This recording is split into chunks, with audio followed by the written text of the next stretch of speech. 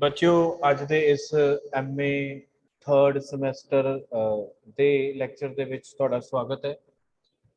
अज दे इस लैक्चर दे विच असीं बेसिकली जिहड़ा है इंग्लैंड का जिहड़ा संविधान है उहदियां विशेषताएं जिहड़ियां डिस्कस जिहड़ियां करांगे। हुण मैं तुहाडे नाल एक इत्थे डॉक्यूमेंट जिहड़ा हैगा वो शेयर करन लगा है। ठीक है जी। हुण इहदे विच एक तां ਜਿਹੜੇ ਵੱਖ-ਵੱਖ ਸਿਧਾਂਤ ਹੈਗੇ ਆ ਇੰਗਲੈਂਡ ਦੇ ਸੰਵਿਧਾਨ ਦੇ ਵਿੱਚ ਉਹਨਾਂ ਦਾ ਵਰਣਨ ਕੀਤਾ ਗਿਆ। ਹੁਣ ਅਗਰ ਇੰਗਲੈਂਡ ਦੇ ਸੰਵਿਧਾਨ ਦੀਆਂ ਵਿਸ਼ੇਸ਼ਤਾਵਾਂ ਦੀ ਅਸੀਂ ਗੱਲ ਕਰੀਏ ਸਾਨੂੰ ਉਸ ਤੋਂ ਪਹਿਲਾਂ ਜਿਹੜਾ ਹੈ ਇਹਦੇ ਸਾਨੂੰ ਜਿਹੜੇ ਆ ਸਰੋਤ ਵੀ ਵੇਖਣੇ ਪੈਣਗੇ ਕਿ ਸਰੋਤ ਕਿਹੜੇ-ਕਿਹੜੇ ਹੈ ਜਿੱਥੋਂ ਇੰਗਲਿਸ਼ ਜਿਹੜਾ ਕਨਸਟੀਟਿਊਸ਼ਨ ਹੈ ਉਹਦੀਆਂ ਜਿਹੜੀਆਂ ਜੜ੍ਹਾਂ ਹੈ ਜਿਹੜੀਆਂ ਇਹਨਾਂ ਸਰੋਤਾਂ ਦੇ ਵਿੱਚ ਵਸੀਆਂ ਹੋਈਆਂ ਅਤੇ ਪੋਲੀਟੀਕਲ ਸਿਸਟਮ ਜਿਹੜਾ ਹੈਗਾ ਉਹਦੇ ਅਨੁਸਾਰ ਜਿਹੜਾ ਹੈਗਾ ਉਹ ਜਿਹੜਾ ਹੈਗਾ ਡਿਵੈਲਪ ਹੋਇਆ ਹੈ। ਸੋ ਅਗਰ ਅਸੀਂ ਗੱਲ ਕਰੀਏ ਸਰੋਤਾਂ ਦੀ ਤੇ 1215 ਦੇ ਵਿੱਚ ਇੱਕ ਮੈਗਨਾ ਕਾਰਟਾ ਨਾਂ ਦਾ ਜਿਹੜਾ ਸੀਗਾ ਇੱਕ ਕਾਨੂੰਨ ਜਿਹੜਾ ਸੀਗਾ ਪਾਸ ਹੋਇਆ ਸੀਗਾ। ਰਨੀਮੇਡ ਜਗ੍ਹਾ ਸੀਗੀ ਉੱਥੇ ਜਿਹੜਾ ਉਸ ਵੇਲੇ ਦਾ ਰਾਜਾ ਸੀਗਾ ਕਿੰਗ ਜੌਨ ਉਹਨੂੰ ਜਿਹੜਾ ਸੀਗਾ ਉਹਨੂੰ ਜਿਹੜਾ ਸੀਗਾ ਜਿਹੜੇ ਉਹਦੇ ਸਲਾਹਕਾਰ ਸੀਗੇ ਜਾਂ ਕਹਿ ਲਓ ਕਿ ਉਹਨੂੰ ਇਸ ਸਮਝੌਤੇ ਉੱਤੇ ਸਾਈਨ ਕਰਨ ਲਈ ਮਜਬੂਰ ਕੀਤਾ ਗਿਆ ਜਿਹਦੇ ਨਾਲ ਜਿਹੜਾ ਰਾਜੇ ਦੀਆਂ ਧਨ ਸੰਬੰਧੀ ਜਿਹੜੀਆਂ ਖਰਚਣ ਦੀਆਂ ਸ਼ਕਤੀਆਂ ਸੀਗੀਆਂ ਉਹਦੇ ਉੱਤੇ ਜਿਹੜਾ ਸੀਗਾ ਅਸਰ ਪਿਆ ਔਰ ਸਮਹਾਉ ਜਿਹੜੀਆਂ ਕਿੰਗ ਦੀ ਜਿਹੜੀ ਸੁਪਰੀਮ ਪੋਜੀਸ਼ਨ ਸੀਗੀ ਉਹਨੂੰ ਵੀ ਧੱਕਾ ਜਿਹੜਾ ਲੱਗਿਆ ਸੀ। ਹੁਣ ਅਗਰ ਅਸੀਂ ਇੰਗਲੈਂਡ ਦੇ ਸੰਵਿਧਾਨ ਦੀ ਅਸੀਂ ਗੱਲ ਕਰੀਏ ਤਾਂ ਇੰਗਲੈਂਡ ਦਾ ਸੰਵਿਧਾਨ ਜਿਹੜਾ ਹੈਗਾ ਹੈ ਤੁਹਾਨੂੰ ਜਿਵੇਂ ਪਤਾ ਹੈ ਕਿ ਪਰੰਪਰਾਵਾਂ ਅਤੇ ਜਿਹੜੀਆਂ ਪ੍ਰਥਾਵਾਂ ਹੈਗੀਆਂ ਰਾਜਨੀਤਿਕ ਪਰੰਪਰਾਵਾਂ ਅਤੇ ਪ੍ਰਥਾਵਾਂ ਉਹਦੇ ਤੇ ਆਧਾਰਿਤ ਹੈ। ਕਨਵੈਨਸ਼ਨ ਰਿਟਨ ਹੈ। ਸੋ ਇੰਗਲੈਂਡ ਦੇ ਸੰਵਿਧਾਨ ਦੀ ਪਹਿਲੀ ਵਿਸ਼ੇਸ਼ਤਾ ਇਹ ਹੋਏਗੀ ਕਿ ਜਿਹੜਾ ਇੰਗਲੈਂਡ ਦਾ ਸੰਵਿਧਾਨ ਹੈ ਉਹ ਪਰੰਪਰਾਵਾਂ ਅਤੇ ਮਾਨਤਾਵਾਂ ਉੱਤੇ ਆਧਾਰਿਤ ਸੰਵਿਧਾਨ ਹੈ। ਸੋ ਕਿਉਂਕਿ ਲਿਖਿਤ ਨਹੀਂ ਹੈਗਾ ਪਹਿਲੀ ਵਿਸ਼ੇਸ਼ਤਾ ਅਲਿਖਿਤ ਸੰਵਿਧਾਨ। ਦੂਜੀ ਵਿਸ਼ੇਸ਼ਤਾ ਆਊਗਾ ਇਤਿਹਾਸਿਕ ਵਿਕਾਸ। ਤੀਜੀ ਵਿਸ਼ੇਸ਼ਤਾ ਆਊਗੀ ਇਹਦੀ ਤੀਸਰੀ ਜਿਹੜੀ ਪ੍ਰਮੁੱਖ ਇਹਦੀ ਵਿਸ਼ੇਸ਼ਤਾ ਹੈ ਉਹ ਇਹ ਹੈ ਕਿ ਜਿਹੜਾ ਇੰਗਲੈਂਡ ਦਾ ਸੰਵਿਧਾਨ ਹੈਗਾ ਹੈ ਉਹ ਪਰੰਪਰਾਵਾਂ ਅਤੇ ਪ੍ਰਥਾਵਾਂ ਤੇ ਆਧਾਰਿਤ ਹੈ। ਕਨਵੈਨਸ਼ਨ ਰਿਟਨ ਹੈ ਅਨਰਿਟਨ ਹੈ। ਇਸ ਕਰਕੇ ਜਿਹੜੇ ਐਕਟਸ ਪਾਸ ਕੀਤੇ ਪਾਰਲੀਮੈਂਟ ਨੇ ਉਹ ਵੀ ਇਹਦੇ ਸੰਵਿਧਾਨਿਕ ਵਿਕਾਸ ਦੇ ਵਿੱਚ ਜਿਹੜਾ ਹੈਗਾ ਅਹਿਮ ਭੂਮਿਕਾ ਜਿਹੜੀ ਹੈ ਉਹ ਨਿਭਾਉਂਦਾ। ਹੁਣ ਇਹਦੀ ਅਸੀਂ ਪਹਿਲੀ ਜਿਹੜੀ ਵਿਸ਼ੇਸ਼ਤਾ ਹੈ ਉਹ ਡਿਸਕਸ ਕਰਦੇ ਹਾਂ। ਹੁਣ ਇੰਗਲੈਂਡ ਦਾ ਸੰਵਿਧਾਨ ਜਿੱਦਾਂ ਮੈਂ ਤੁਹਾਨੂੰ ਦੱਸਿਆ ਪਰੰਪਰਾਵਾਂ ਉੱਤੇ ਆਧਾਰਿਤ ਹੈ। ਠੀਕ ਹੈ ਜੀ। ਔਰ ਇਹ ਪਰੰਪਰਾਵਾਂ ਉੱਤੇ ਆਧਾਰਿਤ ਔਰ ਜਿਹੜੇ ਇੰਗਲੈਂਡ ਦੇ ਲੋਕ ਹੈ ਜਾਂ ਰਾਜਨੀਤਿਕ ਹੈਗੇ ਆ ਉਹਨਾਂ ਨੇ ਇਹਨਾਂ ਕਨਵੈਨਸ਼ਨਸ ਨੂੰ ਜਿਹੜਾ ਹੈਗਾ ਉਹ ਬਣਾਏ ਰੱਖਿਆ। ਹੁਣ ਇਹਦੇ ਵਿੱਚ ਜਿਹੜੀ ਪਹਿਲੀ ਪ੍ਰਥਾ ਹੈਗੀ ਹੈ ਉਹ ਹੈ Queen and king must accept the advice of the cabinet. ਹੁਣ ਇਸ ਵੇਲੇ ਉੱਥੇ ਜਿਹੜਾ ਰਾਜਤੰਤਰ ਦਾ ਸਰੂਪ ਹੈ ਉਹ ਸੰਵਿਧਾਨਿਕ ਹੋ ਚੁੱਕਾ ਹੈ ਉਹ ਅਨਲਿਮਿਟਿਡ ਤੋਂ ਲਿਮਿਟਿਡ ਹੋ ਚੁੱਕਾ ਹੈ। ਸੋ ਇੰਗਲੈਂਡ ਦੇ ਵਿੱਚ ਰਾਜਾ ਉਹੀ ਭੂਮਿਕਾ ਨਿਭਾਉਂਦਾ ਹੈ ਜੋ ਭਾਰਤ ਦੇ ਵਿੱਚ ਰਾਸ਼ਟਰਪਤੀ ਨਿਭਾਉਂਦਾ ਹੈ। ਸੋ ਜਿਹੜਾ ਉੱਥੇ ਦਾ ਰਾਜਾ ਹੈ ਜਾਂ ਰਾਣੀ ਹੈ ਉਹਨੂੰ ਜਿਹੜਾ ਕੈਬਨਿਟ ਹੈ ਮੰਤਰੀ ਮੰਡਲ ਹੈ ਉਹਦੀ ਸਲਾਹ ਉੱਤੇ ਜਿਹੜਾ ਹੈਗਾ ਚੱਲਣਾ ਪੈਂਦਾ ਹੈ। No tax can be levied without the sanction of the parliament। ਲੋਕਾਂ ਉੱਤੇ ਕੋਈ ਵੀ ਜਿਹੜਾ ਕਰ ਹੈ ਉਹ ਸੰਸਦ ਦੀ ਮਨਜ਼ੂਰੀ ਤੋਂ ਬਿਨਾਂ ਨਹੀਂ ਲਗਾਇਆ ਜਾ ਸਕਦਾ। ਇੱਕ ਉੱਤੇ ਇਹ ਪਰੰਪਰਾ ਜਾਂ ਪ੍ਰਥਾ ਬਣੀ ਹੋਈ ਹੈ। ਫਿਰ no the leader of majority party in House of Commons must be appointed by the president। ਔਰ ਪ੍ਰਧਾਨ ਮੰਤਰੀ ਜਿਹੜਾ ਹੈ ਉੱਥੇ ਹਮੇਸ਼ਾ ਜਿਹੜਾ ਹੈਗਾ ਨਿਚਲੇ ਸਦਨ ਜਿਹੜਾ ਕਾਮਨ ਸਦਨ ਹੁੰਦਾ ਹੈ ਉਹਦੇ ਵਿੱਚੋਂ ਜਿਹੜਾ ਹੈਗਾ ਲਿਆ ਜਾਂਦਾ। ਠੀਕ ਹੈ। ਕਾਮਨ ਸਦਨ ਚੋਂ ਲਿਆ ਜਾਂਦਾ ਹੈ। ਠੀਕ ਹੈ ਜੀ। ਉਸ ਤੋਂ ਬਾਅਦ ਅਗਲਾ ਹੈਗਾ the leader of majority party in House of Commons must be appointed as prime minister। ਹੁਣ ਪ੍ਰਾਈਮ ਮਿਨਿਸਟਰ ਅਪੁਆਇੰਟ ਕਿੱਦਾਂ ਹੁੰਦਾ ਉਹਦੀ ਨਿਯੁਕਤੀ ਕਿੱਦਾਂ ਹੁੰਦੀ ਇੰਗਲੈਂਡ ਦੇ ਵਿੱਚ ਜਿਹੜੀ ਪਾਰਟੀ ਨੂੰ ਨੀਚਲੇ ਸਦਨ ਦੇ ਵਿੱਚ ਬਹੁਮਤ ਮਿਲਦਾ ਹੈ ਉਸ ਪਾਰਟੀ ਦੇ ਨੇਤਾ ਨੂੰ ਜਿਹੜਾ ਰਾਜਾ ਹੈ ਜਾਂ ਰਾਣੀ ਹੈ ਉਹ ਸਰਕਾਰ ਬਣਾਉਣ ਵਾਸਤੇ ਆਮੰਤਰਿਤ ਕਰਦਾ। ਜੋ ਭਾਰਤ ਦੇ ਵਿੱਚ ਜਿੱਦਾਂ ਪ੍ਰਥਾ ਹੈ ਉੱਥੇ ਰਾਸ਼ਟਰਪਤੀ ਕਰਦਾ ਹੈ ਇੱਥੇ ਉਹੀ ਕੰਮ ਰਾਜਾ ਜਾਂ ਰਾਣੀ ਕਰਦੇ ਆ। ठीक है जी। और ਜਿਹੜੀ ਪਾਰਟੀ ਕੋਲ ਬਹੁਮਤ ਹੁੰਦਾ ਉਹਦੇ ਨੇਤਾ ਨੂੰ ਜਿਹੜਾ ਹੈ ਪ੍ਰਧਾਨ ਮੰਤਰੀ ਨਿਯੁਕਤ ਕੀਤਾ ਜਾਂਦਾ। ਇਹ ਵੀ ਉੱਥੇ ਇੱਕ ਪ੍ਰਥਾ ਜਾਂ ਕਨਵੈਨਸ਼ਨ ਜਿਹੜੀ ਹੈ ਬਣ ਚੁੱਕੀ ਹੈ। The parliament shall consist of 2 chambers। ਉੱਥੇ ਦੀ ਜਿਹੜੀ ਸੰਸਦ ਹੈ ਉਹਦੇ 2 ਘਰ ਨੇ ਜਾਂ 2 ਸਦਨ ਨੇ।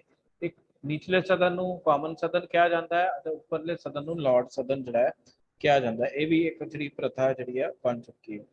Once a speaker is always a speaker। ਜਿਹੜਾ house of common the speaker ਹੁੰਦਾ ਹੈ ਸਾਰਿਆਂ ਨੂੰ ਉਸ ਦੀ ਗੱਲ ਮੰਨਣੀ ਪੈਂਦੀ ਹੈ। ਔਰ ਜਦੋਂ ਕੋਈ ਵਿਅਕਤੀ ਨੂੰ house of common the speaker ਚੁਣ ਲਿਆ ਜਾਂਦਾ ਉਹਨੂੰ ਜਿਹੜਾ ਆਪਣੀ ਪਾਰਟੀ ਦੇ ਨਾਲ ਜਿਹੜਾ ਉਹਦਾ ਸੰਬੰਧ ਹੁੰਦਾ ਉਹਦੇ ਤੋਂ ਅਸਤੀਫਾ ਦੇਣਾ ਪੈਂਦਾ। ਆਪਣੀਆਂ ਜਿਹੜੀਆਂ ਪਾਰਟੀ ਐਫੀਲੀਏਸ਼ਨਸ ਹੈਗੀਆਂ ਉਹ ਜਿਹੜੀਆਂ ਹੈਗੀਆਂ ਛੱਡਣੀਆਂ ਪੈਂਦੀਆਂ। ਠੀਕ ਹੈ ਜੀ। ਉਸ ਤੋਂ ਬਾਅਦ ਜਿਹੜੀ ਅਗਲੀ ਇੰਪੋਰਟੈਂਟ ਗੱਲ ਹੈਗੀ ਹੈ ਇਹਦੇ ਵਿੱਚ ਪੇਰਿੰਗ ਕਨਵੈਨਸ਼ਨ, ਮੈਂਡੇਟ ਕਨਵੈਨਸ਼ਨ, ਚਾਰਟਰਸ। ਹੁਣ ਕਿਹੜੇ ਜਿਹੜੇ ਹੈ ਕਾਨੂੰਨ ਪਾਸ ਹੋਏ ਸੀ ਜਿਨ੍ਹਾਂ ਦੇ ਆਧਾਰਿਤ ਜਿਹੜਾ ਇੰਗਲੈਂਡ ਦੀ ਜਿਹੜੀ ਵਿਵਸਥਾ ਹੈ ਚੱਲ ਰਹੀ ਹੈ। ਕਿਹੜੇ ਚਾਰਟਰ ਪਾਸ ਹੋਏ ਸੀ। Magna ਕਾਰਟਾ 1215। It is defined an organization and powers of Great Council in England and prohibited the imposition of certain taxes without the consent of Great Council। ਹੁਣ ਉਸ ਪੀਰੀਅਡ ਦੌਰਾਨ ਕੀ ਹੋਇਆ ਜਦੋਂ ਕਿੰਗ ਜੌਨ ਸੀਗਾ ਉਸ ਦੌਰਾਨ ਇੱਕ ਗ੍ਰੇਟ ਕੌਂਸਲ ਜਿਹੜੀ ਬਣੀ ਹੋਈ ਸੀ ਜਾਂ ਉਹ ਆਪਾਂ ਅੱਜ ਦੇ ਸਰੂਪ ਦੇ ਵਿੱਚ ਸੰਸਦ ਕਹਿ ਸਕਦੇ ਹਾਂ। ਉਹਨੇ ਜਿਹੜਾ ਸੀਗਾ ਰਾਜ ਦੀਆਂ ਸ਼ਕਤੀਆਂ ਨੂੰ ਜਿਹੜੀਆਂ ਟੈਕਸ ਲਗਾਉਣ ਦੀਆਂ ਸ਼ਕਤੀਆਂ ਸੀਗੀਆਂ ਉਹਨੂੰ ਕਟੇਲ ਕੀਤਾ ਸੀ। ਸੋ ਮਤਲਬ ਕਿ ਉਹਦੇ ਤੇ ਆਧਾਰਿਤ ਜਿਹੜੀ ਹੈ ਕਨਵੈਨਸ਼ਨ ਬਣੀ ਹੈ। ਅਗਰ ਕੋਈ ਨਵਾਂ ਟੈਕਸ ਲਗਾਉਣਾ ਹੈ ਜਨਤਾ ਉੱਤੇ ਉਹਦੇ ਲਈ ਜਿਹੜਾ ਹੈ ਸੰਸਦ ਤੋਂ ਜਿਹੜਾ ਹੈ ਪੁੱਛਣਾ ਜਿਹੜਾ ਉਹ ਪਊਗਾ। ਉਸ ਤੋਂ ਬਾਅਦ ਪਟੀਸ਼ਨ ਆਫ ਰਾਈਟ ਪਾਸ ਹੋਇਆ ਜੀ 1628 ਦੇ ਵਿੱਚ। It laid down that no person in England can be compelled to pay any loan, gift or tax without previous sanction of parliament। ਅਗਰ ਇੰਗਲੈਂਡ ਦੇ ਵਿੱਚ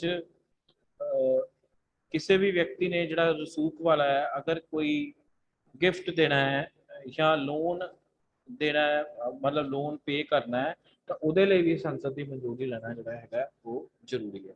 ਫਿਰ ਬਿੱਲ ਆਫ ਰਾਈਟਸ ਪਾਸ ਹੋਇਆ ਸੀਗਾ 1689 ਦਾ। It made the parliament supreme law making body and declared that it should be called regularly and it should be also provided in the list of individual rights। List of individual rights ਦੇ ਵਿੱਚ ਜਿਹੜਾ ਸੀਗਾ ਉਹ ਪੇਸ਼ ਕੀਤਾ ਗਿਆ। Act of settlement। It fixed certain rules regulating the order of succession to British throne। ਠੀਕ ਹੈ ਜੀ। ਫਿਰ ਸਟੈਚੂਸ ਪਾਸ ਹੋਇਆ, ਰਿਫਾਰਮ ਐਕਟ ਪਾਸ ਹੋਇਆ 1832 ਦੇ ਵਿੱਚ ਜਿਹਦੇ ਆਧਾਰ ਉੱਤੇ ਇੰਗਲੈਂਡ ਦੇ ਸੰਵਿਧਾਨ ਨੂੰ ਜਿਹੜਾ ਹੈ ਪੜ੍ਹਿਆ ਜਾਂਦਾ। ਫਿਰ ਪਾਰਲੀਮੈਂਟ ਐਕਟ ਪਾਸ ਹੋਇਆ 1911 ਦੇ ਵਿੱਚ।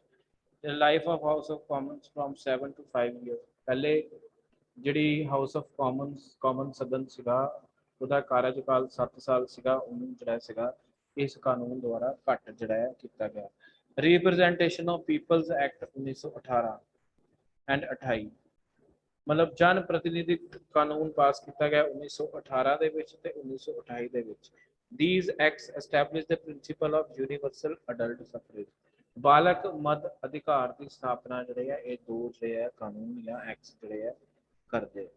ਫਿਰ ਸਟੈਚੂ ਆਫ ਵੈਸਟਮਿੰਸਟਰ ਇਹ ਪਾਸ ਹੋਇਆ 1931 ਦੇ ਵਿੱਚ। It recognized the independence of dominions of Canada, South Africa, Australia and New Zealand. ਤੁਹਾਨੂੰ ਮੈਂ ਪਿਛਲੇ ਸਾਲ ਵੀ ਦੱਸਿਆ ਸੀਗਾ ਕਿ ਜਿਹੜੇ ਭਾਰਤੀ ਲੀਡਰ ਸੀਗੇ ਉਹ 1930 ਤੱਕ ਜਦੋਂ ਸੰਵਿਧਾਨ ਨਹੀਂ ਬਣਿਆ ਸੀਗਾ ਉਦੋਂ ਤੱਕ ਇੱਕ ਡੋਮੀਨੀਅਨ ਸਟੇਟਸ ਦੀ ਜਿਹੜੀ ਹੈ ਮੰਗ ਕਰਦੇ ਸੀਗੇ। ਸੋ ਡੋਮੀਨੀਅਨਸ ਨੂੰ ਲੈ ਕੇ ਕਿਉਂਕਿ 1950 ਦੇ ਵਿੱਚ ਬਹੁਤ ਸਾਰੇ ਦੇਸ਼ ਜਿਹੜੇ ਸੀਗੇ ਅੰਗਰੇਜ਼ੀ ਸਾਮਰਾਜ ਦੇ ਚੁੰਗਲ ਦੇ ਵਿੱਚੋਂ ਆਜ਼ਾਦ ਜਿਹੜੇ ਸੀਗੇ ਉਹ ਹੋਏ ਸੀ। ਠੀਕ ਹੈ ਜੀ। ਉਸ ਤੋਂ ਬਾਅਦ ਅਗਲਾ ਜਿਹੜਾ ਪੁਆਇੰਟ ਹੈ ਅਗਲਾ ਜਿਹੜਾ ਫੀਚਰ ਹੈਗਾ ਇਹ ਸਾਰੇ ਸੋਰਸਿਸ ਹੈ ਕਨਸਟੀਟਿਊਸ਼ਨ ਦੇ ਸਰੋਤਾਂ ਦੇ ਆਪਾਂ ਗੱਲ ਕਰਦੇ ਪਏ ਹਾਂ ਜਿੱਦਾਂ ਪਰੰਪਰਾਵਾਂ ਹੋ ਗਈਆਂ। ਉਸ ਤੋਂ ਬਾਅਦ ਕਿਹੜੇ ਜਿਹੜੇ ਚਾਰਟਰ ਉਹ ਪਾਸ ਹੋਏ ਉਹ ਇੱਕ ਸਰੋਤ ਹੋ ਗਿਆ। ਫਿਰ ਜੁਡੀਸ਼ੀਅਲ ਡਿਸੀਜਨਸ ਜਿਹੜੇ ਕੋਰਟਸ ਦੁਆਰਾ ਨਿਰਣੇ ਲਏ ਗਏ ਸੀ ਉਹ ਵੀ ਇੰਪੋਰਟੈਂਟ ਜਿਹੜੀ ਹੈ ਭੂਮਿਕਾ ਨਿਭਾਉਂਦੇ ਆ। ਫਿਰ ਜਿਹੜੀਆਂ ਰਾਈਟਰਸ ਨੇ ਜਿਹੜੀਆਂ ਕਿਤਾਬਾਂ ਲਿਖੀਆਂ ਉਹ ਵੀ ਇੱਕ ਮਹੱਤਵਪੂਰਨ ਜਿਹੜਾ ਹੈ ਸਰੋਤ ਜਿਹੜਾ ਬਣਦੇ। ਫਿਰ ਕਾਮਨ ਲਾਅ ਠੀਕ ਹੈ ਜੀ। ਸੇਲੈਂਟ ਫੀਚਰ ਦੇ ਵਿੱਚ ਪਾਰਟਲੀ ਰਿਟਨ ਐਂਡ ਪਾਰਟਲੀ ਅਨਰਿਟਨ। ਜਿਹੜਾ ਇੰਗਲੈਂਡ ਦਾ ਸੰਵਿਧਾਨ ਹੈ ਉਹ ਥੋੜਾ ਲਿਖਿਤ ਰੂਪ ਦੇ ਵਿੱਚ ਸਾਨੂੰ ਵੇਖਣ ਨੂੰ ਮਿਲਦਾ ਹੈ ਔਰ ਥੋੜਾ ਅਲਿਖਿਤ ਰੂਪ ਦੇ ਵਿੱਚ ਵੇਖਣ ਨੂੰ ਮਿਲਦਾ ਹੈ। ਫਿਰ ਐਵੋਲੂਸ਼ਨਰੀ, ਮੈਂ ਕੱਲ ਵੀ ਦੱਸਿਆ ਸੀ ਤੁਹਾਨੂੰ, ਇਤਿਹਾਸਿਕ। ਇਹਦਾ ਜਿਹੜਾ ਜਨਮ ਹੈ ਉਹ ਇਤਿਹਾਸਿਕ ਹੈ, ਮਤਲਬ ਹੌਲੀ ਹੌਲੀ ਜਿੱਦਾਂ ਜਿੱਦਾਂ ਲੋਕਾਂ ਨੂੰ ਉੱਥੇ ਰਾਜਨੀਤਿਕ ਸੰਸਥਾਵਾਂ ਦੀ ਲੋੜ ਪੈਂਦੀ ਗਈ, ਉਸ ਤਰ੍ਹਾਂ ਜਿਹੜਾ ਹੈ ਉੱਥੇ ਜਿਹੜੇ ਰਾਜਨੀਤਿਕ ਸੰਸਥਾਵਾਂ ਦਾ ਜਿਹੜਾ ਸੀਗਾ ਉਹਦੇ ਹੁੰਦਾ ਗਿਆ। ਠੀਕ ਹੈ ਜੀ, ਇਸ ਕਰਕੇ ਇਹਨੂੰ ਆਪਾਂ ਕਹਿੰਦੇ ਹਾਂ ਕਿ ਇੰਗਲੈਂਡ ਦਾ ਸੰਵਿਧਾਨ ਜਿਹੜਾ ਹੈ ਇਤਿਹਾਸਿਕ ਪਰਿਪੇਖ ਵਿੱਚੋਂ ਉਭਰਿਆ ਹੋਇਆ ਜਿਹੜਾ ਇੱਕ ਵਿਵਸਥਾ ਹੈ ਜਾਂ ਸੰਵਿਧਾਨ। Difference between theory and practice.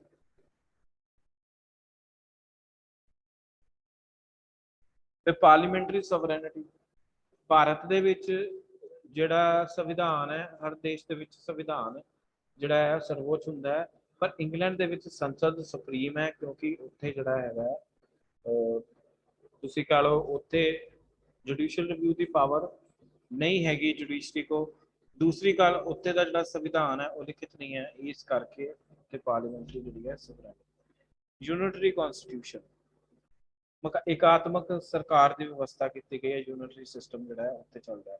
फिर फ्लैक्सीबल कॉन्स्टिट्यूशन, कोई लिखा नहीं होया, समय ते परिस्थितियां अनुसार जो है संविधान अपने आप में जोड़ा है वो चेंज कर देना। रूल ऑफ लॉ, मतलब कानून के सामने समानता का जो सिद्धांत है उसका जन्म भी इंग्लैंड के विच होया सी ते वो। ठीक है जी। फिर पार्लीमेंटरी फॉर्म ऑफ गवर्नमेंट की गल करिए, संसदीय प्रणाली का जन्म भी इत्थे होया। संसद प्रणाली मैं तुहानूं पिछले साल दस्सिया सीगा, ਇਹੋ ਜਿਹੀ ਵਿਵਸਥਾ ਜਿਹਦੇ ਵਿੱਚ ਕਾਰਜਪਾਲਿਕਾ ਅਤੇ ਵਿਧਾਨਪਾਲਿਕਾ ਵਿੱਚ ਜਿਹੜਾ ਹੈ ਡੂੰਘਾ ਸੰਬੰਧ ਹੁੰਦਾ ਹੈ ਅਤੇ ਇਹ ਇੱਕ ਦੂਜੇ ਦੇ ਪ੍ਰਤੀ ਜਿਹੜਾ ਹੈ ਜ਼ਿੰਮੇਵਾਰ ਹੁੰਦੇ ਆ। ਇਹੋ ਜਿਹੀ ਵਿਵਸਥਾ ਨੂੰ ਅਸੀਂ ਸੰਸਦੀय ਪ੍ਰਣਾਲੀ ਕਹਿੰਦੇ। ਫਿਰ ਫਿਊਜ਼ਨ ਆਫ ਪਾਵਰਸ ਹੈ, ਮਤਲਬ ਕਾਰਜਪਾਲਿਕਾ, ਵਿਧਾਨਪਾਲਿਕਾ ਤੇ ਨਿਆਂਪਾਲਿਕਾ ਦੇ ਵਿੱਚ ਡੂੰਘਾ ਜਿਹੜਾ ਹੈ ਸੰਬੰਧ ਹੈਗਾ। ਫਿਰ ਰਾਜਤੰਤਰੀ ਲੋਕਤੰਤਰੀ ਵਿਵਸਥਾ ਦਾ ਜਿਹੜਾ ਸਮਾਵੇਸ਼ ਹੈ ਸੰਵਿਧਾਨ। फिर बाय कैमरल लैजिस्लेचर है, दो सदनी विधान मंडल की व्यवस्था जी है की गई। ठीक है जी, ये कुछ मुख्य विशेषताएं सन इंग्लैंड के संविधान दी। सो ये अपना जो दूसरा क्वेश्चन है सिलेबस का वो भी खत्म होता है। पहला क्वेश्चन से इतिहासिक पिछोकड़ उत्ते, दूसरा क्वेश्चन से इंग्लैंड के संविधान दी प्रमुख विशेषताएं, वो भी आप स्रोत भी असी डिस्कस जो कर रहे। ਹੁਣ ਕੱਲ ਨੂੰ ਜਿਹੜਾ ਹੈ ਇੱਕ ਨਵਾਂ ਟੌਪਿਕ ਜਿਹੜਾ ਹੈ ਆਪਾਂ ਸ਼ੁਰੂ ਕਰਾਂਗੇ। ਤੇ ਅੱਜ ਦਾ ਲੈਕਚਰ ਲਾਉਣ ਵਾਸਤੇ ਤੁਹਾਡਾ ਬਹੁਤ ਬਹੁਤ ਧੰਨਵਾਦ। Thank you very much.